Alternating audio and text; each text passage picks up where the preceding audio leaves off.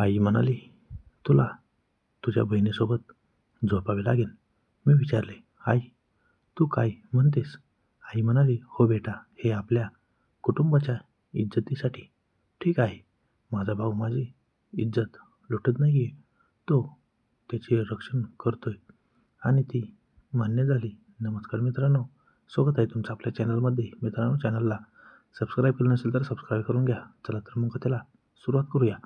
मित्रांनो, आज मी माझ्या घराची गोष्ट सांगत आहे, कारण ही गोष्ट मी आज कोणालाही सांगितलं नाही. माझ्या हृदयावर एक ओझं आहे.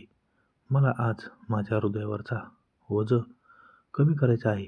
मी 20 वर्षाचा आहे आणि माझी एक बहीण आहे, सुमन, जी 25 वर्षाची आहे आणि तिचा रंग गोरा आणि शरीरयष्टी तंदुरुस्त आहे. खूपच सुंदर आहे. तिला एकदा पाहिल्यावर कुणीही वेडा होईल. माझी आई, माझे वडील आणि मी माझ्या घरात राहतो. सुमन दीदीचं विवाहित आहे आणि तिच्या सासऱ्यांसोबत राहते. मी मुंबईमध्ये राहतो आणि सुमन दीदी पुण्यात राहते. दीदीचे लग्न होऊन 5 वर्षे झाली आहेत, पण तिला अजूनही मूलबाळ नव्हते. पण आज माझ्या आईच्या अग्रस्थावर मी माझ्या बहिणीचे आई होण्याचे स्वप्न पूर्ण केलं. मी तुम्हाला ही गोष्ट सांगेन. हे थोडे चिंताजनक वाटेल, पण ते 100% खरे आहे. माझे नाव रवी आहे. मी अजूनही शिकत आहे. माझे आई वडील दोघेही नोकरी करतात. एके दिवशी रात्री सुमन दीदीचा फोन आला. आई टेरेसवर होती. आई जाऊन सुमारे 1 तास बोलून मग ती खाली आली. आल्यावर ती रडू लागली. मला काही समजले नाही. ती पप्पांना खोलीत घेऊन गेली आणि त्यांना सर्व काही सांगितले. तोपर्यंत मला काहीही माहीत नव्हते. ती बाहेर आली आणि मला म्हणाली की उद्या तुला सुमन दीदीला घेऊन येण्यासाठी तिच्या घरी जावे लागेल. दुसऱ्या दिवशी संध्याकाळी सुमन दीदी घरी आली. तेव्हा सुमन दीदी कुंवारी होती. तेव्हा खरंच सांगायचं तर जेव्हा ती तरुणी होत होती, तेव्हा मला नेहमीच तिला स्पर्श करू वाटत होतं. ती कपडे बदलता असताना मी तिला पाहत असे. मग जेव्हा जेव्हा दार उघडे असायचे, तेव्हा मी तिच्या खोलीत कुठल्या बहाण्याने घुसायचो. कारण माझी दीदी खूप सुंदर आहे. माझ्या बहिणीला पाहणाऱ्या कोणत्याही पुरुषाला ती आवडेल एवढी सुंदर होती. मीही जवळजवळ 3 वर्ष तिच्याबद्दल विचार करत होतो आणि मला तिच्यावर प्रेम करावेसे वाटत होते.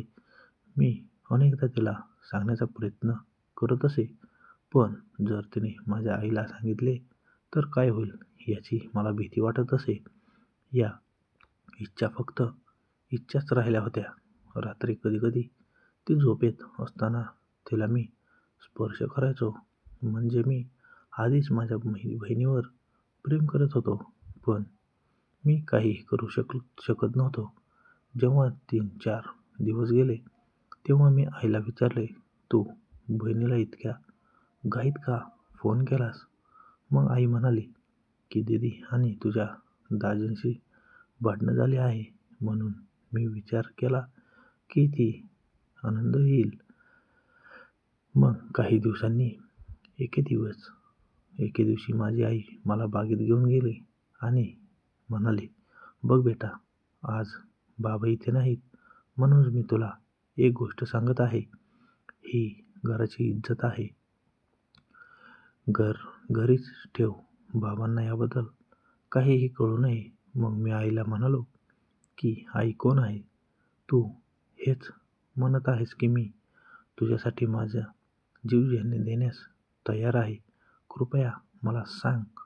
मग आई म्हणू लागली, "सुमनने मला सांगितले की ती तिच्या नवऱ्यापासून आई होऊ शकत नाही. समस्या तिच्या नवऱ्यामध्ये आहे, पण तिचे सासरचे लोक यावर विश्वास ठेवत नाहीत. ते म्हणतात की समस्या सुमनमध्ये आहे. जर तुला तुझी आई हवी असेल आणि जर तुझ्या बहिणीला आनंदी राहायचं असेल तर तुला काहीतरी करावे लागेल." मी म्हणालो, मी काय करू शकतो? जर समस्या तिच्या पतीशी असेल तर त्यांनी उपचार घ्यावेत. आई म्हणाली, त्याला उपचार घ्यायचे नाहीत. तो तुझ्या बहिणीसाठी एक सवत बायको आणतोय. मी म्हणालो, आई, समस्या आपल्या दीदीमध्ये असू शकते का? आई म्हणाली, दीदीमध्ये काही चूक नाहीये. मी तिला विचारले की तिला कसे कळले? आई म्हणाली की तिला माहिती आहे. मी विचारले, कसे? आई म्हणाली ती की तिने एकदा गर्भपात केला होता. मी म्हणालो, दीदीने कधी गर्भपात केला होता? ती हो म्हटली. तिचे तिच्या ट्युशन शिक्षकासोबत संबंध होते, जेव्हा ती अजूनही कुवारी होती आणि गर्भवती झाली होती. मी स्तब्ध झालो. मी विचार करू लागलो. मी आयुष्यभर एक ना एक गोष्ट सांभाळली आणि कुणीतरी माझ्या बहिणीला गर्भवती केले. आईले विचारले, बेटा, तुला काय वाटते? मी काहीच म्हणालो नाही. मग आई म्हणाली की माणसाला आयुष्यात खूप गोष्टींमधून जावे लागते. मग मी म्हणालो की हे स्पष्टपणे दिसून येते की समस्या दाजीमध्ये आहे. आई म्हणाली, हो, जर तुझी बहीण 1 वर्षाच्या आत आई झाली नाही तर तो दुसऱ्या स्त्रीशी लग्न करेल. मी म्हणालो, मी काय करू शकतो? आई म्हणाली, तुला तुझ्या बहिणीसोबत झोपावे लागेल. मी म्हणालो, तू काय म्हणतेस आई? आई आई म्हणाली, हो बेटा, घरची इज्जत वाचवण्यासाठी तुला हे करावे लागेल. मी म्हणालो, ठीक आहे, पण बहीण हे ऐकेल का? आई म्हणाली, तू गप्प बस. मी तुझ्या बहिणीशी बोलते. सुरुवातीला तिला पटले नाही, पण आज तिला पटले आहे. ती म्हणाली, ठीक आहे, माझा भाऊ माझी इज्जत लुटत नाहीये. तो खरं तर त्याची सुरक्षा करतोय आणि ती मान्य झाली. तर मित्रांनो, आत्ता एक नवरी माझ्या घरी येते आणि तिच्या पलंग सजवण्याचे काम करायचे आहे आणि नवरी आणि नवरदेव खूप आनंदी आहेत. ते एकत्र राहत होते. घरीही परिस्थिती सारखीच होती. त्या रात्री दीदी कशी असेल ह्याचा मी विचार करत होतो. आईही आनंदी होती. आता सुमन आई होणार आहे आणि कदाचित दीदी सुमनही आनंदी असेल. मी आणखी आनंदी होतो कारण आज खूप दिवसांपासूनची एक इच्छा पूर्ण होत होती. मी जिला मोठे होताना पाहत होतो त्यांच्यावर प्रेमाचा वर्षाव करणारा होते. मी होकार दिल्याचे दीदीला कळल्यापासून ती माझ्यासमोर येत नव्हती. त्या रात्री मी जेवण केले. दीदी तिच्या खोलीत जेवली आणि रात्रीचे सुमारे 10 वाजले होते. आई म्हणाली, जा बेटा, जा, माझी प्रतिष्ठा राख. मी आईला सांगितले, तू काळजी करू नकोस आणि आई झोपायला तिच्या खोलीत गेली. मी खोलीत पोहोचलो तेव्हा दार आतून बंद होते. तिने दार उघडले आणि आत गेलो. दीदी बेडवर बसली होती. मी तिथे जाऊन उभा राहिलो. दीदीने माझ्याकडे पाहिले आणि म्हणाली, मी काय बोलावे मला काहीच समजत नाहीये. हे बरोबर आहे की चूक हे मी ठरवू शकत नाही. पण जर तू मला मदत केली तर मला ते कळेल.